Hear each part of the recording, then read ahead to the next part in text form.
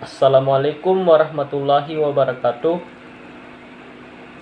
Kami dari kelompok 1 kelas PTIKA 2019 mata kuliah kewirausahaan yang terdiri dari saya sendiri Andi Fajar Nur Ahmad sebagai pembaca yang pertama, Della Herianti sebagai pembaca yang kedua, serta Andi Muhammad Mursalin Bintang sebagai pembaca yang ketiga.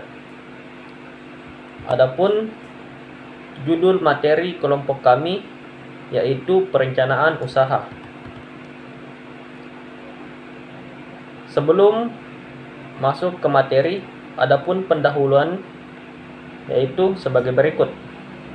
Sebagai seorang wirausaha, untuk mengawali suatu usaha, kita memerlukan suatu perencanaan usaha, sehingga menunjukkan bahwa seseorang serius untuk berwirausaha dan untuk menghindari faktor-faktor yang menyebabkan kegagalan usaha, serta dapat mengantisipasi setiap tantangan yang akan dihadapi dalam proses menjalankan usaha.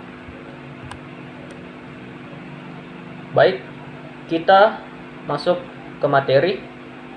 Yang pertama, pengertian perencanaan usaha.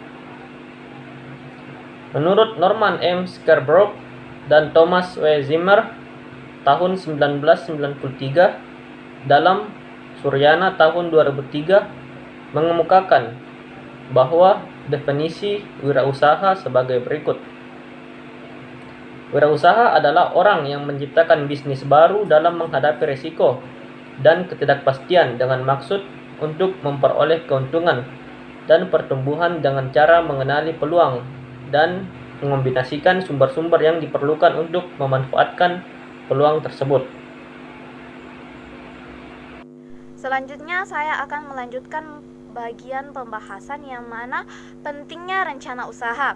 Rencana usaha harus dibuat tertulis sehingga dapat dijadikan sebagai rujukan dan pedoman untuk menjaga agar kegiatan bisnis terarah dan fokus pada pencapaian tujuan.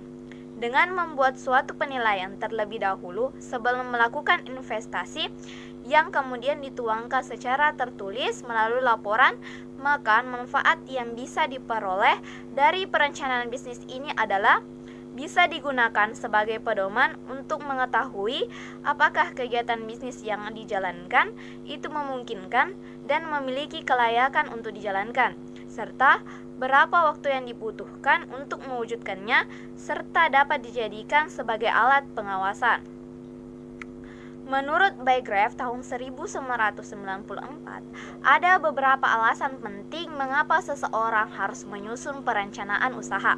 Yang pertama yaitu untuk menunjukkan bahwa bisnis ini layak dan menguntungkan. Kemudian untuk mendapatkan pembiayaan bank dan dana investasi, serta untuk mengatur dengan siapa harus bekerja sama sehingga mampu mendapatkan kontrak besar dan menarik tenaga kerja inti, serta untuk memotivasi dan fokus. Dalam perencanaan usaha bisa dibuat dalam jangka waktu pendek maupun waktu panjang, sehingga dapat ditentukan langkah awal dan pentahapannya pada program kegiatan yang akan dilakukan dan target yang hendak dicapai, serta resiko, hambatan, dan tantangan yang akan dihadapi pada setiap tahapannya. Hal ini merupakan rencana perjalanan yang akan diikuti oleh seorang wirausaha. Kedalaman dan rincian dari sebuah perencanaan usaha sangat tergantung kepada luasnya bisnis yang akan dilakukan, serta kompleksitas dari proses pengelolaan bisnis tersebut. Perencanaan usaha juga harus didasarkan pada kebutuhan masyarakat akan adanya barang dan jasa yang ditawarkan oleh sebuah perusahaan, sehingga perencanaan usaha harus berbasis pada permintaan pasar. Setelah mengetahui pentingnya rencana usaha, selanjutnya yaitu yang dibahas adalah membuat rencana usaha. Membuat rencana usaha tidak jauh dengan sebuah strategi, yang mana strategi adalah cara yang ditempuh untuk mencapai tujuan usaha dengan melibatkan semua sumber daya atau faktor produksi yang dimiliki. Dalam dunia bisnis, dikenal beberapa strategi yang biasa ditetapkan oleh sebuah perusahaan sebagai berikut. Ya, yang pertama yaitu Defender, yang mana strategi bisnis ini diarahkan untuk meraih pasar dan mempertahankan pasar pada segmen sempit dari seluruh pasar potensial yang ada. Kemudian yang kedua ada Prospektor, yang mana strategi bisnis yang diarahkan secara agresif untuk meraih pasar seluas-luasnya melalui inovasi produk-produk baru. Yang ketiga yaitu Analyzer, yang mana strategi bisnis ini dijalankan melalui imitasi, yaitu meniru apa yang dilakukan oleh prospektor.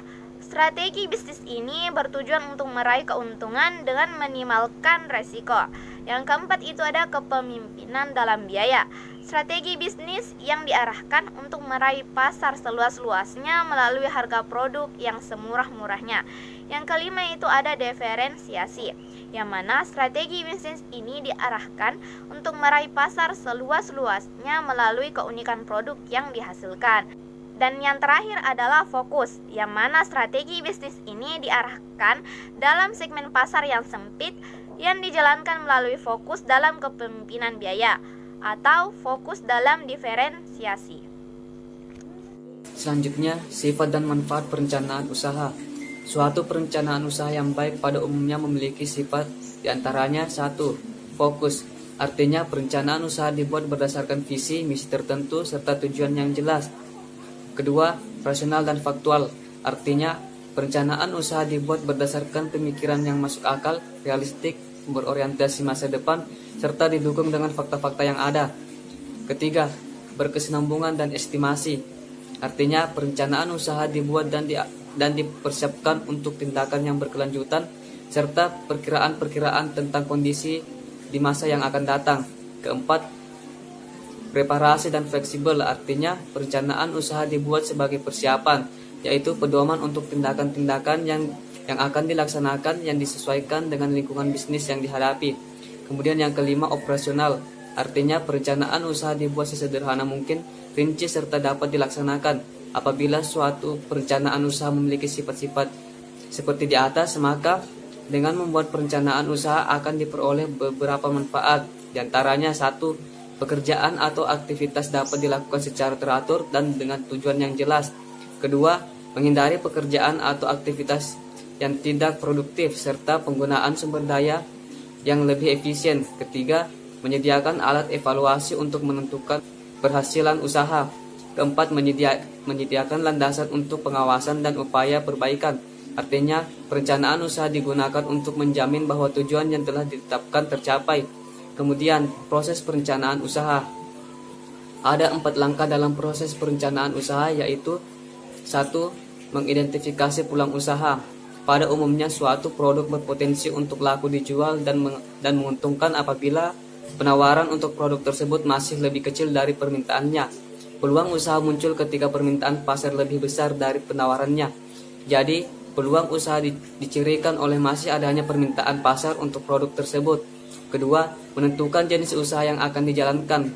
Berdasarkan langkah identifikasi akan diperoleh berbagai alternatif jenis usaha yang mungkin dipilih. Dari sejumlah alternatif yang ada, usaha selanjutnya dilakukan penilaian awal untuk menentukan jenis usaha yang paling memungkinkan dan dipandang paling menguntungkan. Tentunya dengan mempertimbangkan berbagai faktor yang mungkin menjadi pendukung maupun penghambat usaha.